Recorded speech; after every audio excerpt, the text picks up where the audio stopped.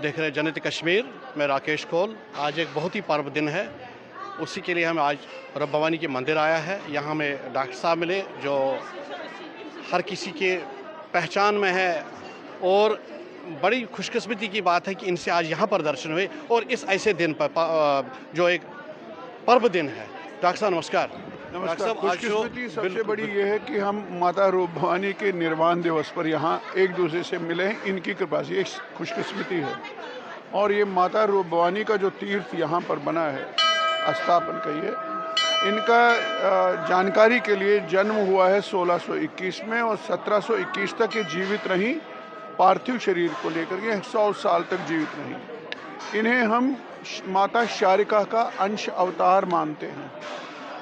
रूप भवानी अब अवतार कब कब धारण करता है भगवान? जब जब उसके भक्तों पर, लोगों पर कष्ट या अत्याचार होते हैं, तब कहते हैं ना, परित्राणाय साधूनां विनाशाय च दुष्कृतां धर्म संस्थापनार्थाय संभवामि युगे युगे। भगवद गीता में लिखा है। जब जब अति होती है तो लोगों की रक्षा के लिए माता अवतार धारण तो इन्होंने धारण किया। डॉक्टर साहब, विरासत में हमें बहुत कुछ मिला है। खासकर जब हम ऐसे दिनों पर आते हैं तो हमें कुछ ऐसा लग रहा है कि हमने लगभग लग रहा सब कुछ खो चुके हैं। मगर जब यहाँ पहुँचते हैं हम, तो उस वक्त हम देखते हैं नहीं, अभी हम लगता है कि हमारे में वो चीज़ें हैं, वो शक्तियाँ हैं, वो इन चीज़ों पर हमें दिखती है। इसके लिए क्या करना चाहिए? और हमें आपके इस सवाल पर आने से पहले जो मेरा पहला सवाल जो बता रहा हूँ, वहाँ कुछ इम्पोर्टेंट बात छूटी। वो ये कहूँगा, अवतार होने के बावजूद ये एक संत भी थी, ये एक कवयित्री थी डिवाइन, ये एक स्पिरिचुअल पोइट थी जैसे ललित थी। और ललित की छूटी हुई विरासत और उनकी परंपरा को इन्होंने आकर के 300 साल के बाद 14वीं शताब्दी में ललित हुई, ये 1621 में हुई, तो इन्होंने इसको पूरा किया। पूरा कैसे कैसे किया, ये जानने की बहुत ज़रूरत है। क्यों हमारी माताएं इनका उपवास करती हैं? कभी आपने सुना ललित का उपवास है? नहीं। आपने सुना किसी अर्निमाल का? नहीं, खाली कहने में बातें आती, मगर जो इसका असली चीज़ है, इनका दिवस, इसके पीछे क्या राज है वो पता नहीं। इनका जन्मदिन आप मनाते हो, इनका निर्वाण दिवस मनाते हो, इनका जो श्राद्ध पक्ष आता है, जिसे कश्मीरी में कांबर पक्ष बोलते हैं, वो भी मनाते हो। क्यों ऐसा है कि पूरे हिंदुस्तान में एक रूप भवानी ही हैं जिनके तीनों दिवस मनाए जाते हैं? कहीं नहीं है एक। इसमें क्या है? इसमें कोई राज होगा ना जिसकी तरफ। ये एक, मैंने कहा कि कब ये सोशल रिफॉर्मर भी थी, ये लीडर भी थी, इनके पास हिस्टोरिकल कॉन्सेप्ट था। और अवतार, जब मैंने कहा कि अत्याचारों के दौर में भगवान अवतार धारण करते हैं, तो इस समय क्या अत्याचार थे? फिर आपको इतिहास में जाना पड़ेगा। ये वो समय है जब औरंगजेब का शासन था, जब औरंगजेब ने 14वां गवर्नर भेजा था, सूबेदार, और उसको ये आदेश था कि तमाम कश्मीरी पंडितों को कन्वर्ट करो। तो कन्वर्शन के लिए उसको भेजा गया था, और उसने 6 महीने का समय आपको दिया। 6 महीने में सोच लो, अपने आप मुसलमान हो जाओ। ये इतिहास में, मैं गप नहीं बोल रहा हूँ। और ऐसे में माता ने अवतार दिया था। माता आपके पास एक सपोर्ट के रूप में आई, संभल के रूप में आई, इंस्पिरेशन के रूप में आई।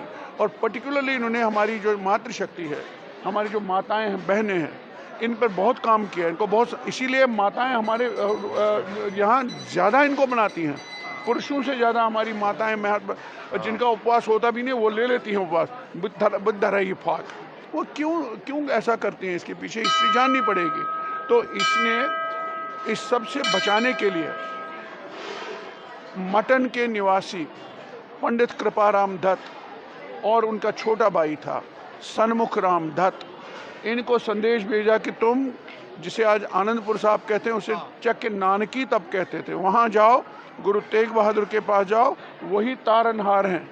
तो आप जानते हैं फिर उनका बलिदान वगैरह हुआ।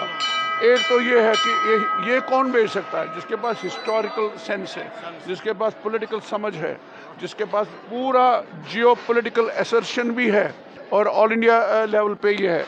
और ऐसे में इतना ही नहीं, अब देखिए, अगर आप सन्यासी हैं, घर बार छोड़ा हुआ है आपने, आप लोगों से मिलते जुलते नहीं हैं, फिर सन्यासी हो जाते हैं ना। बिल्कुल।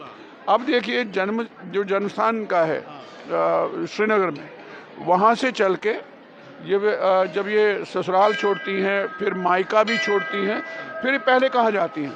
ये जाती हैं जिसे आप आज जीटियर बोलते हो ना, वहाँ चश्मा साहिबी है। चश्मा साहिबी, इसको आज जीटियर वीटियर बोलते हैं। ये है ज्येष्ठ रुद्र पर्वत, ज्येष्ठ रुद्र की स्थापना है, शिव की स्थापना है। तो वहाँ जो अच्छे बुछबाल बना कशिर पड़ती है तुम्हारे पाथी बचन बुछबाल, तो ये जो वहाँ इनका आश्रम, वहाँ ने 12.5 वर्ष तप किया, लेकिन ये लोगों से कटी नहीं रही। लोग वहाँ भी पहुँचते रहे, वहाँ भी पहुँचते, इतने ज़्यादा लोग पहुँचे उनके पास, नाम भी गया। आपको ये नहीं पता होगा कि सिकंदर ने जो मरवाया दारा शिको का, दारा शिको जिसे आज परी महल कहते हैं ना, वो वहाँ आता था।